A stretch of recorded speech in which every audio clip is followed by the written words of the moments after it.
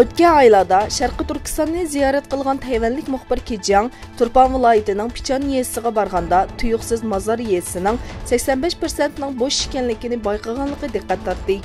Shuning bilan birga bu yerdagi quluplangan eshiklar Xitoyning Uyg'urlarni jazo lageriga qamagandek bir haqiqatni yana bir qatim o'ttirg'a chiqadi. Sharqiy Turkistonliklar yezi noposi, bozor noposi va shahar noposi degandek ayirib etilgan bo'lib, noposi turishlik joydan ruxsatsiz ayrilish jinoyat hisoblandi. Birleşken Devletler Teşkilatı Dini Erkinlik Komiteti Xitoydan Uyg'urlar qamalgan lagerlarni ko'rishni talab qildi. Birleşken Devletler Teşkilatı Dini Erkinlikni tekshirish komiteti Xitoy hukumatiga maktub sunib, Xitoy tarafidan Xinjiang deb atalgan Sharqiy Turkistondagi musulmonlar qamalgan lagerlarni ziyorat qilish uchun ruxsat berishni talab qildi. Xalqaro jamiyatning kun sayin eshiyotgan norozilikqa qarta Xitoy doiralari diplomatik yo'llar orqali bu yig'ilish lagerlarini atalmish radikal unsurlarni jamiyatga foydali kishilar qilib yetishtirib chiqadigan qayta tarbiyalash markazlari deb tashviq qilmoqda.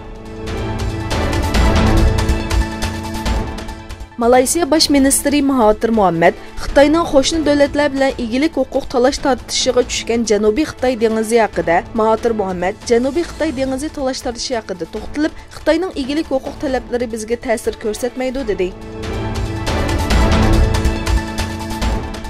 Rais Erdo'g'anning VC500 haqidagi keskin pozitsiyasiga qarta Rossiya Dumasi Mudofaa komitetining muavin boshlig'i Roy Shivikdan javob keldi. U Rossiya bilan Turkiyaning harbiy sohasidagi hamkorliklarning o'zaro manfaat yetkazish asosiga qurilganligini va hozirgi kelishimlarga qattiq amal qilganligini bildirdi.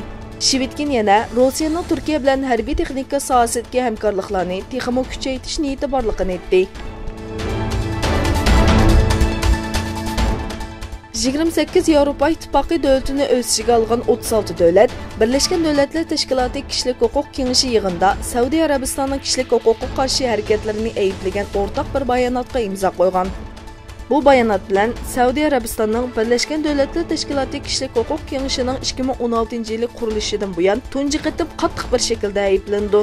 İslandiyaning Janvadagi vakili Harald Espalu tarafidan o'qilgan bayonotda Saudiya Arabiston doiralariga kishilik huquq faoliyatchilarini qo'yib berish va Jamal Qashqchi jinoyatida xalqaroda ilib berayotgan tekshirishga moslashish chaqiriq qilindi.